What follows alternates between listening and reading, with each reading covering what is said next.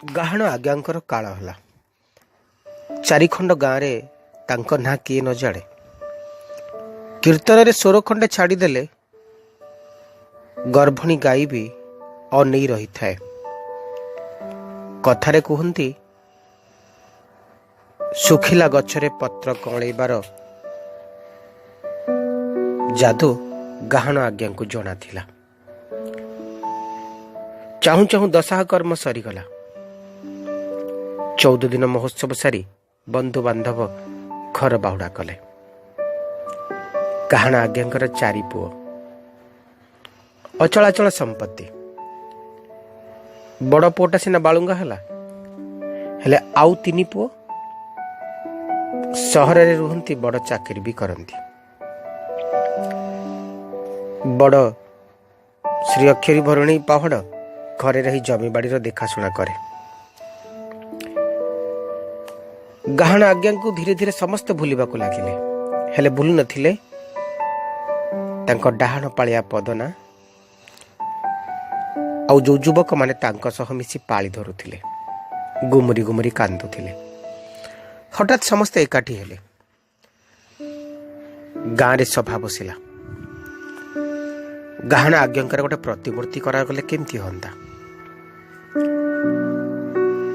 ପ୍ରତିମୂର୍ତ୍ତି କରିବାକୁ ନିଷ୍ପତ୍ତି ନିଆଗଲା। ଆରେ ବଡ଼ ପୁଅ ମଧୁକୁ ଡାକୁନା। ଏଇ ଯେଉଁ ଗାଁ ମୁଣ୍ଡରେ ବଉଳା ବର ବାରିଟା ଅଛି, ଯଦି ସେଇଠି ଖଣ୍ଡେ ଛୋଟିଆ ଜାଗାଟେ ଦିଅନ୍ତେ, ତେବେ ଗାଁ କୋଠ ପଇସାରେ ଗାହାଣ ଆଜ୍ଞାଙ୍କର ଗୋଟେ ପ୍ରତିମୂର୍ତ୍ତିଟି ହିଁ ବସିଯାଆନ୍ତା। ପଦନା କଲା, ବହୁତ ବଢ଼ିଆ କଥା ତ, ମଧୁବାବୁ କାହିଁ ମନା କରିବେ। ଗାଁରେ କିଛି ଯୁବକକୁ ଧରି ପଦନା ଚାଲିଲା ଆଗେ ଆଗେ। ଆରେ ମଧୁବାବୁ ଘରେ ଅଛ? ଦୁଆର ଠକ୍ ଠକ୍ ଠକ୍ ଠକ୍ ଆୱାଜ ହେଲା। ମଧୁ ସେଠୁ ଆସିଲେ। ଆରେ ମଧୁବାବୁ, ଆମେ ଗାଁ ସାରା ସମସ୍ତେ ଠିକ୍ କରିଛୁ ତମ ବାପାଙ୍କର ଗୋଟେ ପ୍ରତିମୂର୍ତ୍ତି ବନେଇବା ପାଇଁ। କେମିତି ହୁଅନ୍ତା? ଆରେ ମୋ ପାଖରେ ତ ପଇସା ପତ୍ର ନାହିଁ। ବାପାଙ୍କ ଶୁଦ୍ଧି କାର୍ଯ୍ୟରେ ସବୁ ସରିଗଲା, ମୋ ପାଖରେ ଟଙ୍କାଟିଏ ନାହିଁ।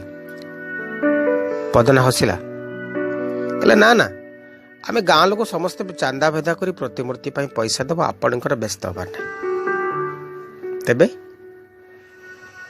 ଯଦି ଆପଣ ଗାଁ ମୁଣ୍ଡ ବଉଳା ବରର ବାରିରୁ ଛୋଟିଆ ଖଣ୍ଡେ ଜାଗା ଦିଅନ୍ତେ, ତେବେ ସେଇଠି ଗାହାଣ ଆଜ୍ଞାଙ୍କର ମୂର୍ତ୍ତି ବସନ୍ତା। ପଦନା କିଛି କହିବା ପୂର୍ବରୁ ଦୌଡ଼ି ଆସିଲା ତା ସ୍ତ୍ରୀ।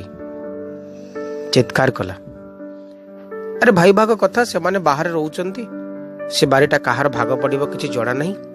ଆସିଗଲେ ପ୍ରତିମୂର୍ତ୍ତି କରିବାକୁ। ଯିଏ ମଲା ସିଏ ଗଲା, ତାର ପୁଣି ପ୍ରତିମୂର୍ତ୍ତି ଗୋଟେ କ'ଣ? ଗାଁ ସାରା ଲୋକ ପଦନା ଆବାକ୍ ହିଁ ଅନେଇଥିଲେ ମଧୁର ସ୍ତ୍ରୀ ଆଡ଼କୁ, ମାନେ ଗାହାଣ ଆଜ୍ଞାଙ୍କର ବଡ଼ ବୋହୂ ଆଡ଼କୁ। ବାକି ଗାହାଣ ଆଜ୍ଞାଙ୍କର ବଡ଼ ପୁଅ ନୀରବ ସମର୍ଥନ କରୁଥିଲା ମୌନତ୍ୟ ସମ୍ମତ ଲକ୍ଷଣରେ।